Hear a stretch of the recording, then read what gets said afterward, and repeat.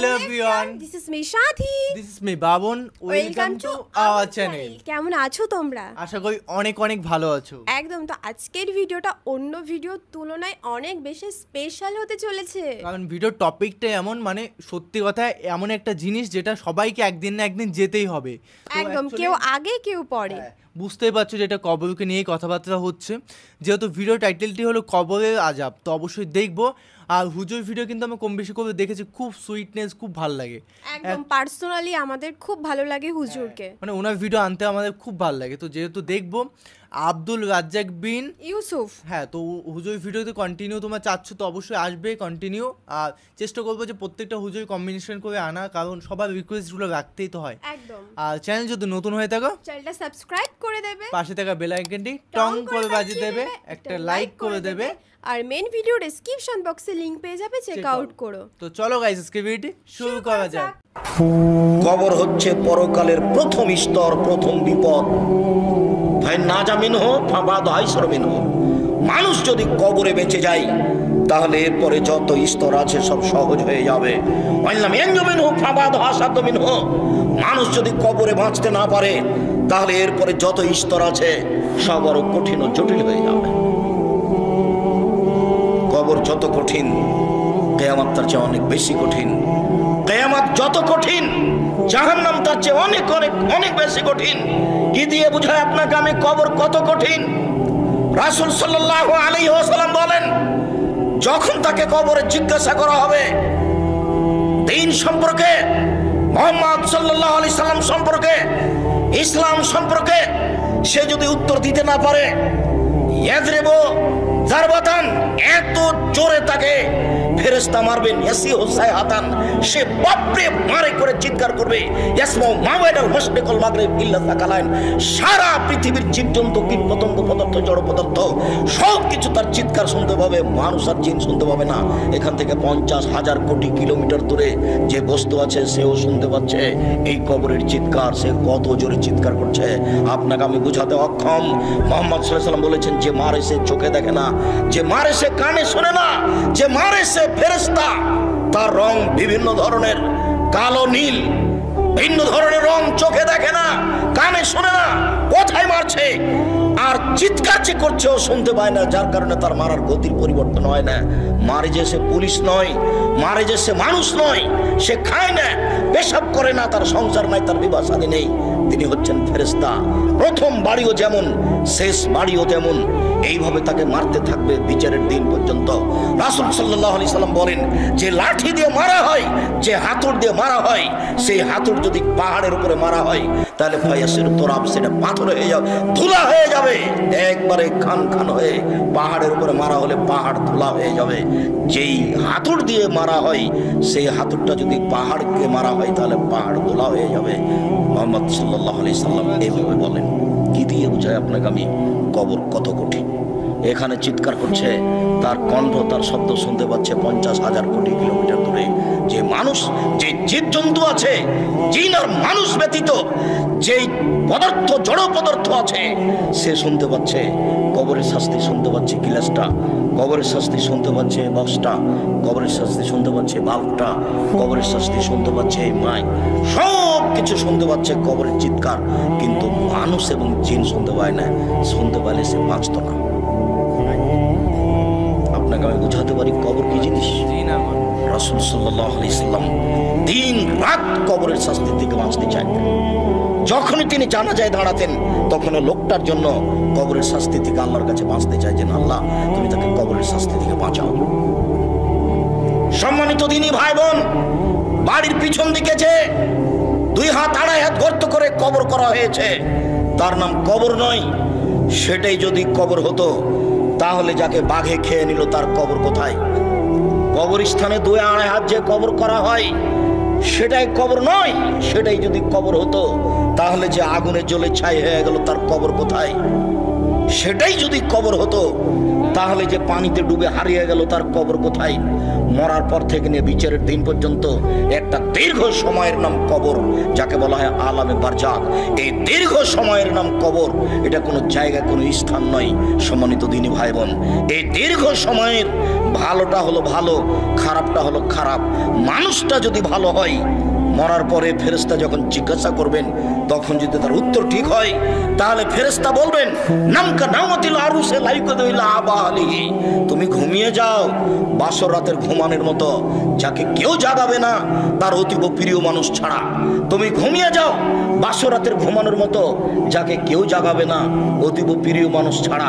যখনই তাকে ঘুমাবে, ঘুম থেকে জাগাবে, তখনই সে একটু কষ্টবোধ মনে করে বলবে, এখনই তো মাত্র ঘুমালাম, কেমন হয়ে গেল, এখনই তো ঘুমালাম, কেন আমাকে এভাবে উঠানো হলো? তার এইরকম একটা পরিবেশ থাকবে। অথচ সেই লোকটা কবরে ঘুমিয়ে আছে 4000 বছর থেকে, 10,000 বছর থেকে। তার মানে ভালো মানুষের কবরে থাকার সময়সীমা হলো বাসর রাতের সমান। তা 2 ঘন্টা হতে পারে, 2.5 ঘন্টা হতে পারে, 3 ঘন্টা হতে পারে। এটা হলো ভালো মানুষের কবরের সময়সীমা। আর যারা খারাপ মানুষ, তারা তো আপনাকে আর আমি কি দিয়ে বুঝাই? কবরের শাস্তিকে স্বপ্নের মতো বলা যেতে পারে। আপনি পাশে বসে আছেন, আপনার ভাই শুয়ে আছে, ঘুমিয়ে আছে, গোখরা সাপ তাকে দংশন করছে, সে বাপরে মারে করে চিৎকার করে পালিয়ে যাচ্ছে ঘুমের ঘরে। এরপরে তার ঘুম ভেঙে গেল, ঘুম ভাঙতে দেখতে পাচ্ছে গমা সাপ কত বড় ছিল, রং কেমন ছিল, কিভাবে কে দংশন করছে, সে সব কিছু এখন অক্ষরে অক্ষরে বলে দিতে পারবে ঘুম থেকে উঠে। কিন্তু যে পাশে বসে আছে সে কিছুই দেখতে পায় না। বুঝাতে পারিনি কথা মনে হয়? এরকম হলো কবরের শাস্তি। আপনি কবর খনন করে সাপ দেখবেন, এ কথা ঠিক নয়। ওই যে একটা কাগজে লেখা ছিল যে জনৈকে ইমাম সৌদি আরব থেকে ইমামতি করার পরে মসজিদ থেকে বের হয়ে একটা কবর খনন করে দেখলেন যে একটা লাশকে সাপ পেঁচিয়ে ধরে আছে। তারপরে বলে দিলেন যে এইটা ফটোকপি করে যে যত বিতরণ করতে পারবে সে তত ভালো। একেবারে নগদ মিথ্যা কথা। কবরের শাস্তি মানুষ দেখা তো বহু দূরের কথা, শুনতে সক্ষম নয়। কবরের শাস্তি দেখা তো বহু দূরের কথা, মানুষ শুনতে সক্ষম নয়। অতএব কবরের শাস্তিকে আপনার রেকর্ডিং করে বা একটা রূপক পরিকল্পনা করে সাজিয়ে মানুষকে দেখানো হারাম। এটা মানুষের পক্ষে সহজ সম্ভব নয়। কবরের শাস্তি, কবর যত কঠিন, কিয়ামত তার চেয়ে অনেক বেশি কঠিন। কিয়ামত যত কঠিন, জাহান্নাম তার চেয়ে অনেক অনেক অনেক বেশি কঠিন। কি দিয়ে বুঝায় আপনাকে আমি জাহান্নাম কত কঠিন, কিয়ামত। লাকে ইব্রাহিম আবাহু আজার, বিচারের মাঠে ইব্রাহিম আলাইহিস সালাম তার পিতা আজরের সাথে সাক্ষাৎ করবেন। আজরের সাথে সাক্ষাৎ করে বলবেন, আলাম আকুল্লাহ আল্লাহ তাসিনী, আব্বা আপনাকে আমি বলিনি যে আপনি আমার নাফরমানি করিয়েন না? কতবার বলেছিলাম আব্বা আপনি আমার নাফরমানি করিয়েন না, আপনি আমার কথা শোনেন, আপনি আমার কথা শোনেন। তখন তার পিতা আজর বিচারের মাঠে বলবে, আলিয়ামুল আসিকা, বেটা আজকে তোমার নাফরমানি করব না, যা বলবে সেটা আমি মানব। তখন ইব্রাহিম আলাইহিস সালাম বলবেন, প্রতিপালক আমার পিতা আজকে জাহান্নামে যাবে আর আমি জান্নাতে যাব, এর চেয়ে বড় অপমান কি হতে পারে? আজকে আমার পিতা জাহান্নামে যাবে আর আমি জান্নাতে যাব, এর চেয়ে বড় অপমান কি হতে পারে? আমি ইব্রাহিম এটাকে সবচেয়ে বড় অপমান মনে করছি। তখন আল্লাহ তাআলা বলবেন, ইব্রাহিম শুনে রেখো, তোমার পিতা আমার নবীকে মানেনি, তোমার পিতা আমার নবী ইব্রাহিমকে মানেনি। অতএব আজকে তোমার কথা রক্ষা হবে না। তোমার পিতার চেহারা আকৃতি পরিবর্তন করে দেওয়া হলো, সাপের আকৃতি করে দেওয়া হলো। ইব্রাহিম আলাইহিস সালাম সে তার নিজের পিতাকে হাত দিয়ে ধরে জাহান্নামে নিক্ষেপ করবেন। যদিও অপরিচিত শব্দ ব্যবহার করা হয়েছে যে তার পিতাকে সাপে পরিণত করা হবে, তারপর তার পা ধরে, সাপের পা ধরে জাহান্নামে নিক্ষেপ করা হবে। বাস্তবত ইব্রাহিম আলাইহিস সালাম নিজেই করবেন। তখন তার পিতার আকৃতি পরিবর্তন হয়ে যাবে, তখন তিনি নিজে ধরে তাকে জাহান্নামে নিক্ষেপ করবেন। বিচারের মাঠে আল্লাহ তাআলা বলবেন, এই বাচ্চা, ওই ছেলেটা ওইভাবে হাঁটছে কেন? আরো মানুষ তার দিকে দেখলে তো আমার কথা বুঝতে পারবে না। দয়া করে কোনো কাজ দেখায়েন না, কিছুক্ষণ অপেক্ষা করেন। আমি আব্দুল্লাহ বিন ফজল নই যে ভোর পর্যন্ত বক্তব্য দেবো, আমি অত কোরআন হাদিস জানি না, সারা রাত বক্তব্য করি না। আপনি দয়া করে নিজের কোনো কাজ দেখাবেন না। আমি আপনার জন্য এসেছি কষ্ট করে। মহিলা মানুষ, আপনাকে বলছি, ঢং ঢং করে এসেছেন, ঢং ঢং করে গল্প করতে করতে যায়েন না। আপনার একটা লজ্জাবোধ থাকা দরকার, আপনার একটা ইতস্তবোধ থাকা দরকার, একটা আপনার হায়াবোধ থাকা দরকার। আপনি মহিলা মানুষ, আপনার একটু শরম হয় না কেন? আপনার একটু হায়া হয় না কেন? এত গল্প করেন কেন? ঢং ঢং করে গল্প করতে করতে আসলেন, আবার চলে যাচ্ছেন। আপনি বুঝতে পারেন না যে আমি মহিলা মানুষ, আমার একটা লজ্জার ব্যাপার আছে, আমার একটা শরমের ব্যাপার আছে। জাহান্নাম মহিলা দিয়ে ভরা, দিন রাত শুনছেন, হুঁশ হয় না? জাহান্নাম বলতে নারীকে বুঝায়, জাহান্নাম বলতে নারীকে বুঝায়। এ কথা আমরা তো বলিনি, এ কথা মুহাম্মদ সাল্লাল্লাহু আলাইহি ওয়াসাল্লাম বলছেন। আল্লাহ রাসূল বলছেন, আমি জাহান্নামের দিকে তাকিয়ে দেখলাম অধিকাংশই নারী। আবু হুরায়রা রাদিয়াল্লাহু আনহু, ছেলে তুমি এভাবে সাড়া দিবা না কথায়, চুপচাপ বসে থাকো, তুমি লজ্জাবোধ করো। তোমার মাই তো এখানে বসে আছে ছোট ব্লাউজ পরে, তোমার শরম হয় না? তোমার ইতস্তবোধ হয় না? তুমি বলে দিও তোমার মা যেন এরকম ছোট ব্লাউজ পরে আর দিন না কাটায়, সময় না কাটায়। তোমারও তো ইতস্তবোধ হওয়া দরকার। তোমার বাপ এখন দাড়ি চেঁচা এখানে বসে আছে, ঢং দেখাচ্ছ, ধর্মকে পাগল পেয়েছো বাপ বেটা। নিজেকে মুসলমান মনে করো, দিন ধর্ম মেনে চলার চেষ্টা করো। সময় সে আর কোনো পথঘাট মানুষের কাছে নেই। অতএব লজ্জাবোধের দাবি রাখি। কথার মধ্যে উপস্থিত বৈঠকের মুসলিম বোন, আপনাকে নিয়ে দুটা কথা বলছি, শোনেন। আবু হুরায়রা রাদিয়াল্লাহু তাআলা আনহু বলেন, রাসূল সাল্লাল্লাহু আলাইহি সাল্লাম বলেছেন, সিনফানে মিন আহলিন নার লা নারাহুমা, দুই শ্রেণীর মানুষ জাহান্নামে যাবে, আমি তাদের দেখিনি। দুই শ্রেণীর মানুষ জাহান্নামে যাবে, আমি তাদের দেখিনি। কওমুন মাহুম সায়াতুন, এক শ্রেণীর মানুষ, তাদের হাতে থাকবে লাঠি, কাদনাবিল বাকার, গাভীর লেজের মতো, একদিক মোটা একদিক চিকন, তাদের হাতে লাঠি থাকবে। ইয়াদরুবু বিহান নাস, তা দিয়ে তারা মানুষকে মারবে। প্রশাসনের হাতে এরকম লাঠি থাকে। যারা কলেজ বিশ্ববিদ্যালয়ে পড়ে, ধর্মের শিক্ষার নামে ঢং করে বেড়ায়, তাদের হাতে এরকম লাঠি থাকে। যারা দলীয় দাপট দেখায়, দাঙ্গাবাজি করে, ক্ষমতা দেখায়, জোর করে জমি দখল করে, জোর করে এলাকা দখল করে, মানুষের মান সম্মানের হানি করে, মানুষকে জোর করে অপমান করে জেল হাজতে দেয়, এদের হাতে এরকম লাঠি থাকে। এরা যেন মনে করে জাহান্নাম আমার জন্য অপেক্ষা করছে। জুলুম করে, দাঙ্গাবাজি করে, ক্ষমতা দেখিয়ে, তারপর দেখিয়ে বেশি দিন টিকা যায় না। ফেরাউন ডুবে গেছে, অতএব আপনার জন্য জাহান্নাম অপেক্ষা করছে। আপনি থামুন। আপনাকে আমি অনুরোধ করেছি, ক্ষমতা দেখিয়ে, দাঙ্গাবাজি দেখিয়ে, জুলুমবাজি করে, মানুষের প্রতি অন্যায় অবিচার করে, ক্ষমতা দেখিয়ে, মানুষকে জেল হাজতে দিয়ে, মানুষকে অপমান করে 1 মিনিট বাঁচার চেষ্টা করিয়েন না। নরম হয়ে থাকেন, খুব নরম হয়ে থাকেন। মাটির মানুষ, মাটির মতো হয়ে থাকেন, ফলাফল ভালো হবে। সময় অল্প। কালকে ছিল 40 বছর, আজকে দেখছেন 60। কালকে ছিল 60 বছর, আজকে দেখলেন 80। তার মানে বেশি সময় নেই, অল্প সময়। আদম সন্তানকে, অন্তত মুহাম্মদ সাল্লাল্লাহু আলাইহি ওয়াসাল্লামের উম্মতকে বেশি সময় দেওয়া হয়নি। অল্প সময় বাঁচতে এসে মানুষের ক্ষতি করে বাঁচার চেষ্টা করিয়েন না, মানুষকে অপমান করে বাঁচার চেষ্টা করিয়েন না। এর ফলাফল ভালো নয়। রাসূল সাল্লাল্লাহু আলাইহি ওয়াসাল্লাম বলছেন, কেউ যদি কারো মান সম্মানের হানি করে, তাহলে সেই দিন আসার আগে যেন হাত ধরে সমাধা করে নেয়, যেদিন কোনো টাকা পয়সা থাকবে না। যেহেতু বিচারের মাঠে হাত ধরে ক্ষমাও হবে না, যেহেতু বিচারের মাঠে টাকা পয়সা দিয়ে বাঁচাও যাবে না, সেই দিন তখন নেকি দিয়ে বাঁচতে হবে। আমি একটা লোককে অপমান করেছিলাম, আমি এখন বাঁচবো কি দিয়ে? আমার নেকি দিয়ে। আমার নেকি দিতে দিতে যখন শেষ হয়ে যাবে, তখন আমি যাব জাহান্নামে, ও যাবে জান্নাতে। এটা হলো বিচারের মাঠে বিচারের পদ্ধতি। ওখানে টাকা পয়সা দিয়ে বিচার হবে না, ওখানে ক্ষমতা দিয়ে বিচার হবে না, ওখানে বিচার হবে নগদ নেকি দিয়ে। জালেমকে তার নেকি বুঝিয়ে দিয়ে তাকে জাহান্নামে যেতে হবে, এটাই হলো বিচার। যার কারণে দাঙ্গাবাজি করে কিছু করার চেষ্টা করিয়েন না। পৃথিবীর মানুষ শুনে রেখো, 2 শ্রেণীর মানুষ জাহান্নামে যাবে, আমি তাদের দেখিনি। 1, এক শ্রেণীর মানুষের হাতে থাকবে লাঠি গাভী লেজের মতো, একদিক মোটা একদিক চিকন, তারা মানুষকে এই লাঠি দিয়ে মারবে, ওরা জাহান্নামে যাবে। 2 নিসাউন মহিলা কাছে এতন কাপড় পরে থাকবে আর এতন উলঙ্গ। তোমার মা ছোট ব্লাউজ পরে এখন বসে আছে, বলো এটা কি? যার হাত দেখা যায়, পেট দেখা যায়। আমি শাড়ি হারাম পোশাক বলিনি, শাড়ি পরা যায়। আমি বলেছি ভালো হবে সালোয়ার কামিজ মেক্সি চাদর পরেন। শাড়ি যদি পরেন তাহলে 2 ছাড়ের ব্লাউজ পরতে হবে, যার হাত হবে কবজি পর্যন্ত, নিচের দিক কোমরের নিচে চলে যাবে।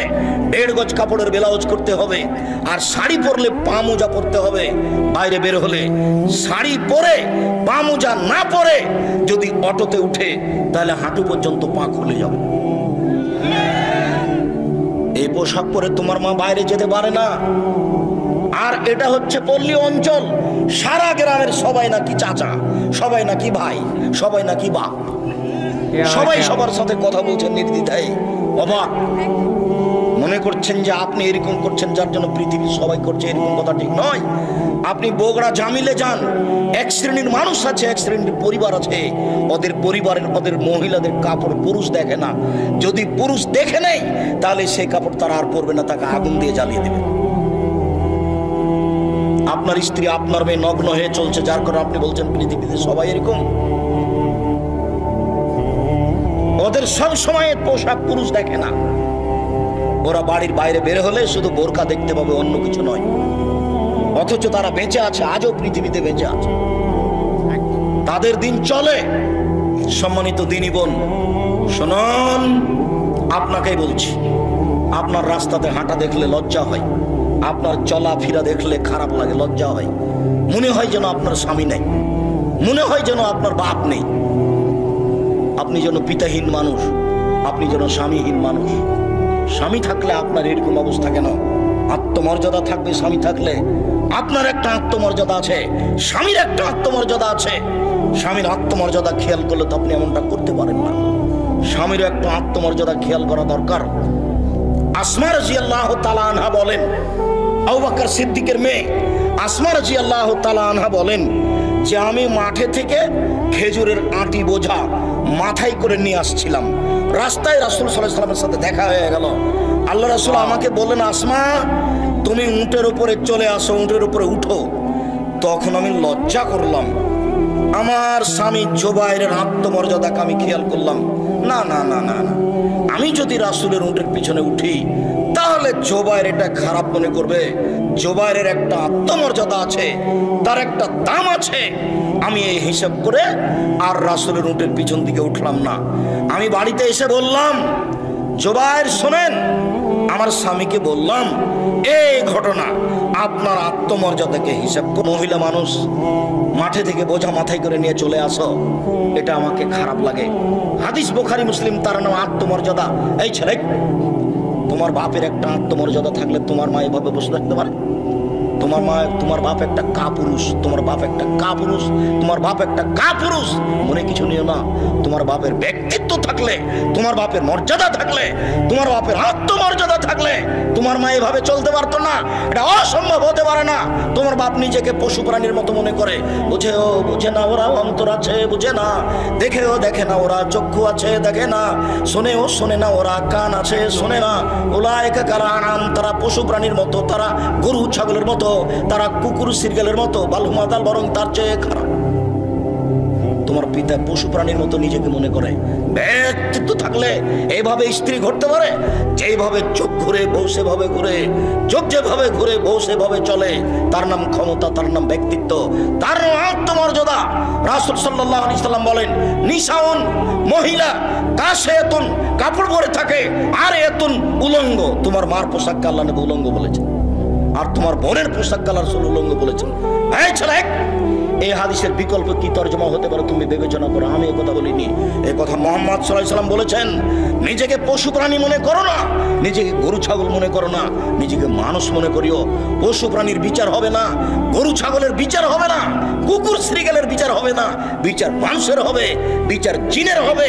এরাই বুঝে, এদের বোধ শক্তি আছে, এদের বোধোদয় আছে, এদের বোধগম্য আছে, এদের হিতাহিত জ্ঞান আছে, এরাই ভালো হতে পারে। যেহেতু ভালো হচ্ছে না, কাজে এরা পশু প্রাণীর মতো, এরা গরু ছাগলের মতো, এরা কুকুর শ্রীগালের মতো। তবে আল্লাহ তাদেরকে কুকুর শ্রীগাল বলেননি। পরিবর্তন হতে পারে। আজকেই পরিবর্তন হতে হবে তোমাকে, আজকেই পরিবর্তন হতে হবে তোমার মাকে, আজকেই পরিবর্তন হতে হবে তোমার বোনকে। সিদ্ধান্ত পরিবর্তন করুন আপনি আমার তিনি বোন। রাসূল সাল্লাল্লাহু আলাইহি ওয়াসাল্লাম বলেন, মাইলাতুন, এরা পুরুষকে নিজের দিকে আকৃষ্ট করে, মমিলাতুন, তারা পুরুষকে নিজের দিকে আকৃষ্ট করে, মাইলাতুন, এরা নিজেরা আকৃষ্ট হয় পুরুষের দিকে। এরা বাড়িতে যখন থাকে তখন ভালোই থাকে, যখন বাড়ি থেকে বের হয় রাস্তায় চলে তখন কেন জানি কেমন কেমন করে, আনছান আনছান করে, একবার ডান দিকে যায়, একবার বাম দিকে যায়, একবার হাত নাড়ে, একবার চুল নাড়ে, কেন জানি কেমন কেমন করে। তার মানে এরা পুরুষের দিকে আকৃষ্ট হয়েছে। লায়াত খোলা জান্নাহ, এরা জান্নাতে যাবে না, জান্নাতে তো যাবে না, যাবে না। ওয়ালা ইয়াজিদনা রিহাহা, এরা জান্নাতের গন্ধ পাবে না। ফাইনা রিহাহা লা তুজাদু মিন মাসরিতি কাদা ওয়া কাদা, যে জান্নাতের গন্ধ 1 বছরের দূরত্ব পথ থেকে পাওয়া যায়, এটা জান্নাত। এখানে একটা দ্রুতগামী ঘোড়া দৌড়াতে আরম্ভ করে 1 বছর দৌড়ায়, এই যত পথ যাবে ওই পথের মাথায় কেউ যদি দাঁড়ায় তাহলে জান্নাতের গন্ধ পাবে। এই মহিলারা জান্নাতের গন্ধও পাবে না। বাহ বাহ বাহ, সত্যি সিরিয়াস, এত সুন্দরভাবে পয়েন্টগুলো বললেন, মানে আমি নিজেই হতভম্ব যে এই পয়েন্টের উত্তর কি দেব। একদম, আমি তো সব সময় মানে মন দিয়ে শুনছি যে কি বলে কি বলে না। আমার প্রথমেই বললাম আমার অনেক ভালো লাগে। আর যেহেতু হুজুরের ভিডিও যতই দেখছি ততই কিন্তু অ্যাকচুয়ালি অবাক হচ্ছে, অবাক হওয়ারই বিষয়, কারণ এমন এমন পয়েন্টে আমাদের সামনে তুলে ধরছেন বা এমন এমন টপিকে যেটা স্কিপও করা যাচ্ছে না, যেটা একদম মেন পয়েন্টগুলো তুলে একদম ধরছেন। একদম আর ওটাই খুব সুন্দর লাগছে। আর হুজুরের ভিডিও কেমন লেগেছে বা তোমাদের কেমন লাগে অবশ্যই কমেন্ট করে জানাতে কিন্তু একদম ভুলো না। হ্যাঁ, আর হুজুরের ভিডিও যদি দেখতে বেশি বেশি করে চালো তাহলে বেশি বেশি করে তোমাদের কমেন্ট করতে হবে। তো চলো গাইস, নতুন একটা ফ্রেশ ভিডিওতে দেখা হবে। Bye bye, take care.